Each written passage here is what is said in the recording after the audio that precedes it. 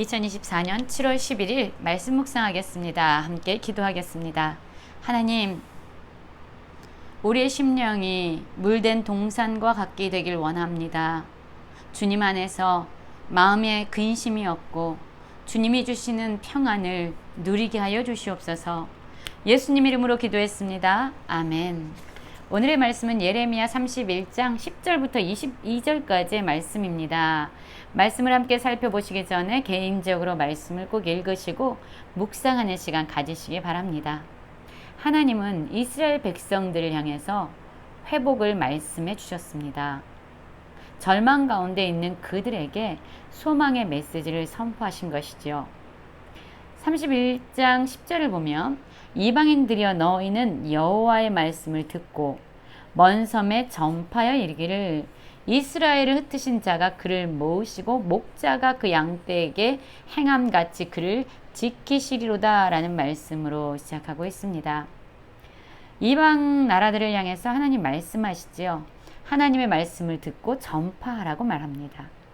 우리가 하나님의 말씀을 전파하기 전에 우리는 먼저 하나님 앞에서 그분의 말씀을 들어야 합니다. 그러면 우리가 전파해야 되는 그러한 하나님의 말씀은 무엇일까요?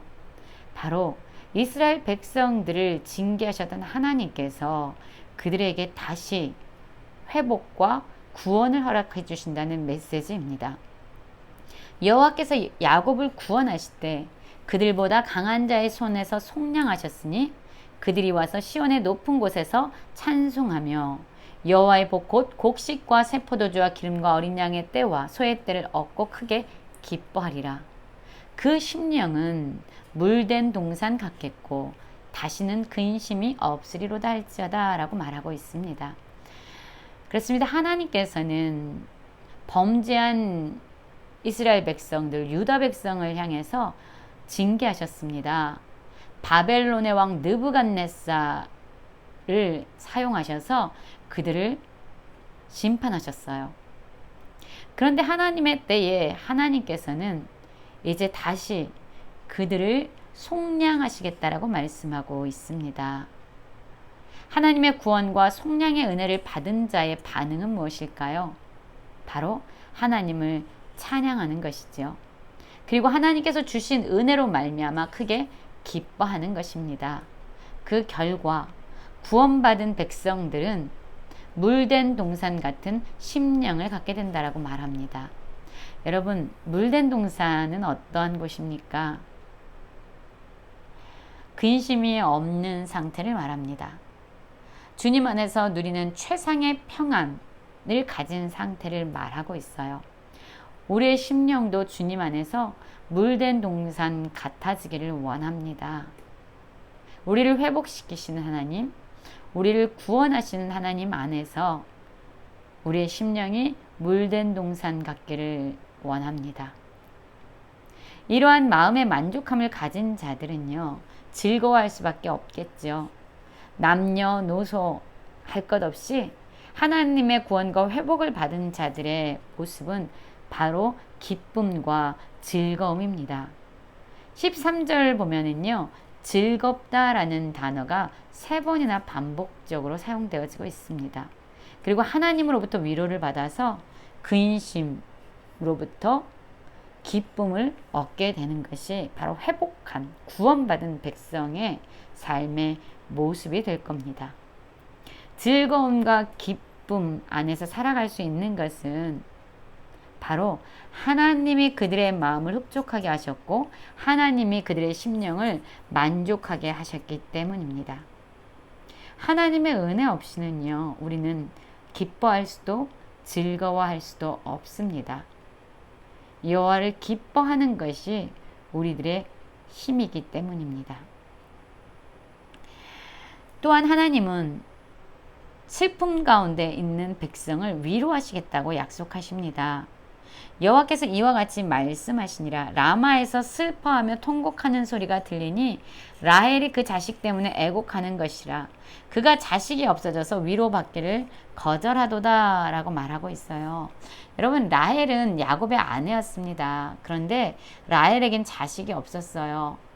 라헬의 언니였던 레아와 또한 여종들이 남편 야곱의 자녀들을 여러 명 낳는 동안에 라헬은 자식을 단 한 명도 낳을 수가 없었습니다. 라헬의 통곡과 탄식이 얼마나 깊었을까요? 그럼에도 불구하고 그는 상황을 바꿀 능력도 없었고 잉태할 수 있는 힘도 없었습니다. 그저 고통 중에서 탄식하고 눈물로 하나님께 부르짖는 것밖에는 할 수 있는 일이 아무것도 없었지요. 여러분, 하나님은 어떤 분이십니까? 바로 이러한 라헬과 같은 이스라엘 백성의 통곡과 애곡하는 소리를 듣는 분이십니다. 이들의 울음소리와 눈물을 멈추게 하시는 분이 바로 하나님이십니다. 왜냐하면 하나님은 이 절망 가운데 있는 백성들에게 소망을 주실 수 있는 분이에요.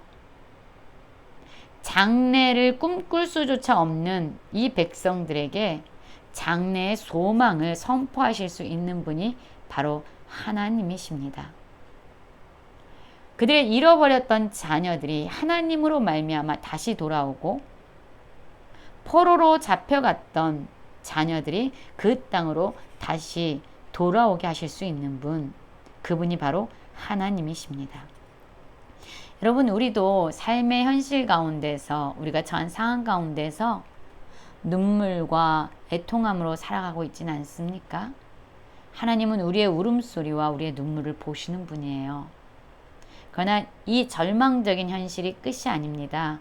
왜냐하면 우리를 다시 회복시키실 수 있는 소망의 하나님이 우리의 모든 것을 아시고 보시고 들으시는 분입니다. 18절에서 보면은요, 이렇게 말합니다.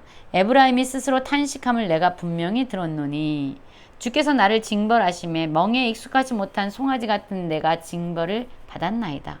주는 나의 하나님 여호와시니 나를 이끌어 돌이키소서. 그리하면 내가 돌아오겠나이다. 여러분, 지금 이 에브라임은 북이스라엘 백성의 대표적인 지파입니다. 이스라엘 백성을 말하고 있습니다.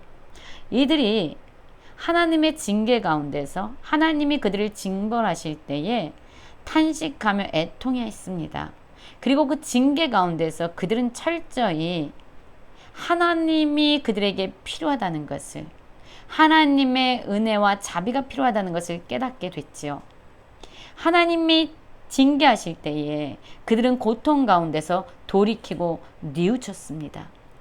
그리고 그들을 정결케 하고 거룩케 하기 위한 하나님의 교훈을 받았지요. 자, 그러자 그들은 스스로 자신의 볼기를 칠 정도로 스스로 자신의 모습에 대해서 탄식하며 애곡하고 있습니다. 자신의 죄를 고백하며 탄식하며 긍휼의 하나님을 바라보는 것이지요.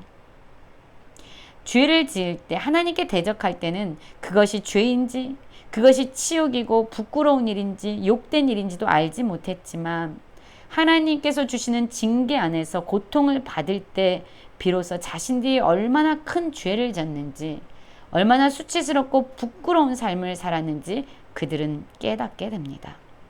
하나님의 징계가 그들의 회개를 불러온 것입니다. 자, 그러면 이 이스라엘 백성들을 향한 하나님의 마음은 어떨까요? 20절입니다. 에브라임은 나의 사랑하는 아들, 기뻐하는 자식이 아니냐. 내가 그를 책망하여 말할 때마다 깊이 생각하노라. 그러므로 그를 위하여 내 창자가 들끓으니 내가 반드시 그를 불쌍히 여기리라. 여호와의 말씀이라. 하나님은요, 그들을 사랑했기 때문에, 그들을 기뻐했기 때문에 죄악 가운데서 그들이 파멸되어지지 않도록 그들을 징계하신 겁니다. 사랑하는 자식이기 때문에 징계하신 겁니다. 책망하신 거예요.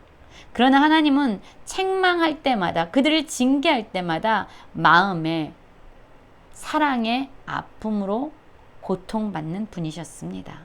창자가 들끓는 아픔으로 자신의 자녀인, 자기 백성인 이스라엘 백성을 징계할 때마다 하나님은 함께 고통을 받으셨습니다.